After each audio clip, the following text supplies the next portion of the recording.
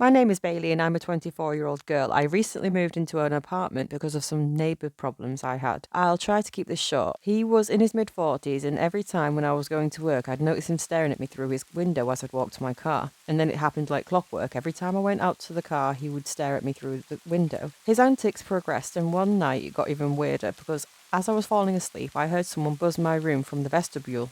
I thought this was weird because I wasn't expecting anyone over, so I opened my door and crept into the hallway to see who it was. As I peeked around the corner down the staircase, I met the eyes of the guy who would always stare at me. He creepily smiled at me and waved. I didn't want to make things weirder than they already were, so I walked up to the other side of the locked glass door and said, "Can I help you?" He hesitated but then replied saying, "Hello, may I come inside? I think we should be friends." It was very strange, and I thought how it was pretty creepy given the situation. But I gave him the benefit of the doubt, and I tried to think that he was just being nice. So I politely said, "Oh, I'm sorry, I can't. I've got to go to sleep." In response, he punched the glass door and yelled at me, telling me to let him in. His response had me flying back into the staircase behind. I ran back up to my room and locked the door. I sat there freaked out, knowing that I had a psychotic stalker neighbour. I ended up finding a new apartment since I didn't feel safe. It was 20 minutes further away from my work, but it was worth it since I didn't have to deal with him anymore. Anyway, some time passed and I was finally adjusting to a stalker-free life. One morning, as I was getting ready for work, I noticed a notification on my phone that someone had added me on Snapchat. I opened it up and I saw that it was my old friend Hanson, who I was really good friends with back in high school. I added him back and we struck up a conversation for the first time in years. We snapped back and forth all day and he eventually asked me if I wanted to hang out on Friday. I said that I'd love to, and I suggested that we should go out to the old bowling alleys we used to hang out at on the weekends in high school. Once Friday came, Hanson said that he could pick me up at 7:30, so I got ready in my apartment, and at about 7:20, I looked at my phone and I realised I forgot to give him my address. When I opened the app to send him a message, I realised he sent me a black screen snap saying, "I'm here, no rush," at 7:15. I snapped him back saying, "Geez, dude, how did you know where I lived, lol?" And he replied with another black screen saying, "I just used your Snapchat location and it took me to you." Despite being a little creeped out, I checked and I realised I had my Snapchat location on, which was strange since I don't remember turning it on in the first place. I walked out to the front where I saw the white Honda Civic. He said he'd be driving and it was dark outside and the windows were tinted, which made it impossible to see into the car. I walked towards the passenger side door and just as I was about 5 feet away, the driver's door opened and Hanson got out. He started walking around the car to me like he was going to open my door for me, which caught me by surprise since it didn't seem something like he would do, considering we were just always friends in high school. As I got closer, I started to notice how Hanson looked slightly different. He seemed taller, and then I remembered him. As I got closer, I was finally able to make out his face a little better, and that's when I realised it wasn't Hanson. I initially assumed I had the wrong car, so I stopped and apologised, telling the guy that I thought he was someone else. The guy looked up at me and made direct eye contact with me. It was the stalker from my old apartment. I screamed and sprinted as fast as I could towards the vestibule. He chased after me, yelling at me to stop. As soon as I got inside, I darted up the stairs to my room, but when I got to the top of the staircase, I turned to see him running to the door, just as it was about to shut. He managed to wedge his hand in the door so it wouldn't lock, and it flew open. Everybody in the apartment probably heard me screaming as I sprinted towards my room and fumbled around with the key. I opened the door and closed it behind me, hearing the approaching footsteps of the guy chasing after me, just as I got in and I managed to lock the door chain before he hurled himself at my door. The door wasn't fully locked, so it was partially open. The door chain was the only thing keeping me safe from him. He shouted at me to let him in, as I pushed as hard as I could to get the door shut all the way. He reached his hand through the slight opening in the door, but this time I was able to slam my body weight into it, crushing his hand. The neighbours must have heard the commotion, and a couple of guys came out and threatened him, which scared him off. I felt like my heart was beating 1,000,000 times a second, and I thanked them for helping me. I went to the police and I was able to get a restraining order put on him, and I plan on taking him to court this spring. I'm very lucky I got away from him. If there's one thing that I've learned from all this, it's to always make sure you know who you are talking to online, especially before meeting up. I've had Snapchat ever since I was 13. I'm a sophomore in high school and I've accumulated quite a lot of friends on the app over the years. I use Snapchat every day and have streaks with at least 20 different friends.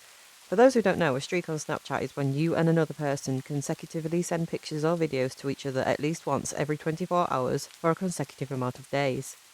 Just recently, I checked the added me list on my Snapchat account and noticed that there were several accounts that added me. I usually never add people I don't know on there, but I added back the people who added me from Quick Add since I had a pretty legit looking Bitmojis, which are cartoon faces made by the account owners to resemble their real life face.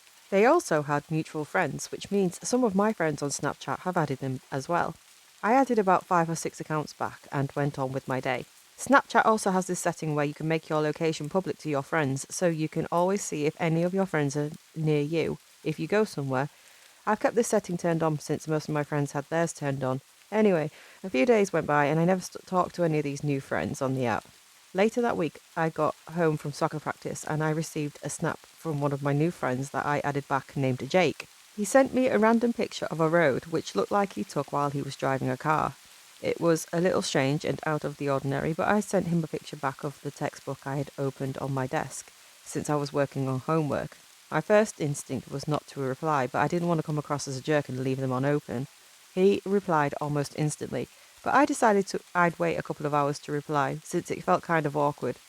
By the time I finished my homework, it was around 9:30 and I was getting tired. I opened Snapchat and sent my streaks to my friends. Afterwards, I opened Jake's Snapchat and it was the same picture of the road like before. I sent him a streak just in case he wanted to be friends, and once again he replied instantly. I opened the app and it was dark and rainy out, so it was hard to see, but the picture looked like it was taken in a neighbourhood. I replied by sending him a picture of my room and went to sleep. I was exhausted and I fell asleep pretty quickly. I was awakened in the middle of the night to my phone going off, and I grabbed it off my nightstand and looked, wiping the sleep from my eyes, and as my eyes adjusted to the bright light of the phone, I saw that Jake called me 3 times on Snapchat and sent me a bunch of messages. To be honest, it creeped me out and I was wondering why he was doing this. My plan was to open the messages and see what he wanted and then most likely block him. I opened the text messages he sent me first. He sent 3 messages which all said, "Hey." I shook my head in confusion and I was quite annoyed at this point. After that, I opened the pictures he sent and there were 4. The first one was the same picture of the road and the rain, and the second one was a little more distinct and it looked like a house in my neighbourhood, but I couldn't quite tell. The third picture literally made my skin turn cold. It was a picture of my house taken from inside a car parked on the street. Completely shocked, I just stared at it, as I tried to convince myself it wasn't my house or I was in some kind of crazy dream. As the 10-second timer counted down, it automatically went to the next picture, which completely terrified me. It was a picture of my kitchen taken from inside my house. As the picture disappeared from my screen, it took me back to the chat where it showed his bit emoji in the bottom corner of the screen, which meant he was just sitting there in the chat watching me open each picture. I did the only thing I felt I could do, and I screamed, and I ran into my parents' room and woke them up. It took me a full minute to get them to quite understand the situation since I kept fumbling over my words. My dad got up and went downstairs, yelling that anyone down there needs to leave. My mum and I followed a short distance behind, completely horrified. After searching the house, we didn't find anyone, but we found clear evidence of someone being in the house. The door to our screen patio was busted, which allowed easy access to whoever came inside. We also found wet footprints all across the main floor and even partially up the stairs. We called the police and they arrived, conducting a full investigation. I had to hand over my phone so they could retrieve any evidence and find out who this person was. Even after months of investigating, the police were unable to identify the intruder. The device that Jake, or whoever this person was, had used to use Snapchat was found in my backyard, and it was an iPad that belonged to the city library that was reported stolen a couple of weeks ago. Whoever it was knew what they were doing, and they were able to scramble the location on the device, making its last locations impossible to track. Ever since that happened, I deleted Snapchat and I made a new account where I had only people I knew. I also turned off my Snapchat location and will never turn it on again. I'm lucky that I woke up when I did. If I hadn't, who knows what would have happened. This story happened during my first year of college. I was living in a dormitory located directly across from the engineering building, which was convenient since I was an engineering major. I shared a room with my friend named Harley, but he was packing up to go back home for good. I guess college wasn't working out for him, and he dropped out. Christmas and New Year passed, and the school notified me, letting me know that I'd be getting a new roommate for the second semester. Once break ended, I headed back to the dorm and unloaded my clothes, preparing for the new dorm mate to arrive the next day. I probably fell asleep around 11 o'clock that night, until I was startled awake by a knock. I partially woke, but quickly drifted off back to sleep again, and that's when I heard it again, this time much louder.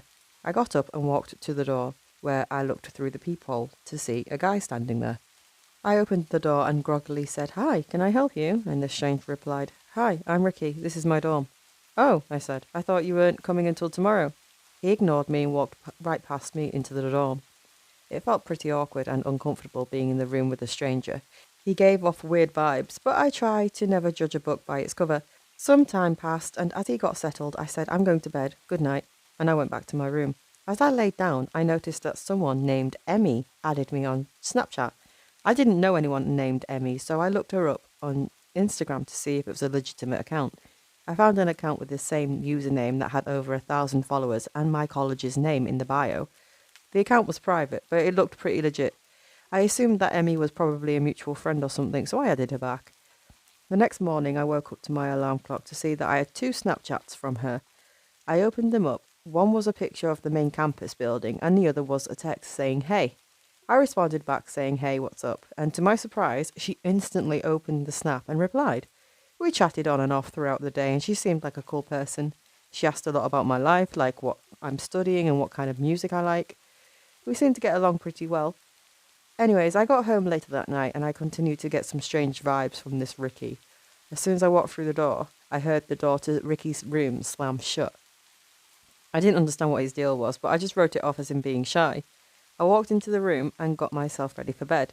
As I reached into my bag, I noticed that some of my clothes I folded up in my suitcase were bunched up and wrinkly. I knew I didn't do that, so I instantly wondered if Ricky went through my stuff while I was gone. I went to bed and fell asleep pretty quickly. After I got home from my first day of class, I relaxed in the living room and Snapchatted Emmy, who was sending me pictures of the lecture hall she was in at the time. After she stopped responding for a bit, I grabbed a bite to eat and sat down in the living room. Then Ricky walked in through the door. I greeted him, hoping to make some conversation since we've talked for maybe like a minute total since I met him. But he headed straight for his room and locked the door after acknowledging me with a nod. I didn't get why he acted so weird and didn't understand why he didn't even want to get to know me, considering we were living together. It seemed pretty strange that he wouldn't even talk to me. That night, I laid in bed and had a hard time falling asleep. I tossed and turned, but I couldn't get comfortable. The dorm was freezing cold because Ricky kept putting pillows over the vents. As I lay there thinking about how weird he was, I heard the door creak open in my bedroom. I tried to slow my breathing down and close my eyes to act like I was asleep. I listened carefully as I heard the floorboards creak silently. I opened one eye to see that Ricky was in my room. I watched as he bent over and started going through my suitcase in the corner. I was really freaked out, and I didn't want to risk something bad happening if I asked him what he was doing, so I didn't. After a couple of minutes, he tiptoed out of my room and closed the door. Now I was wide awake. My mind raced, wondering what he could possibly have been doing in my room, especially in the middle of the night. I Snapchatted Emmy telling her what happened, but she didn't respond, and I assumed she was sleeping. Hours passed, and I ended up getting out of bed. I went in the kitchen and made myself some ramen, trying to calm myself down. As I was eating at the table, I noticed that Ricky's door was wide open. The light from the kitchen projected into his room, and I could see his nightstand. I texted Emmy again, telling her that I was still up because of my creepy roommate. Just as I sent that snap to her, a faint light radiated off Ricky's nightstand in his room. I instantly got up and walked a few feet closer until I was just outside his room, where I could see his phone on the nightstand.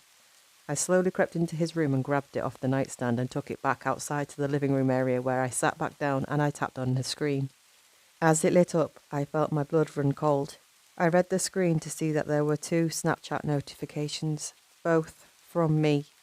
I set the phone down on the kitchen table and went straight to my room. I locked the door and packed up every single belonging of mine into the suitcases and bags that I had. As I walked by his room, I could see Ricky moving around in his bed, realising he was awake, just as I was about to leave. I heard him get up and he said, "Where's my phone?" in a very serious tone. I didn't respond, and I left the dorm as quickly and as quietly as possible and never returned. I stopped by my friend's dorm who lived in a complex across the street and stayed with him for the night. The next day, I requested a dorm changed to the school and I eventually got it. I'll never know what Ricky's plan was, but I'm thankful I'll never have to find out.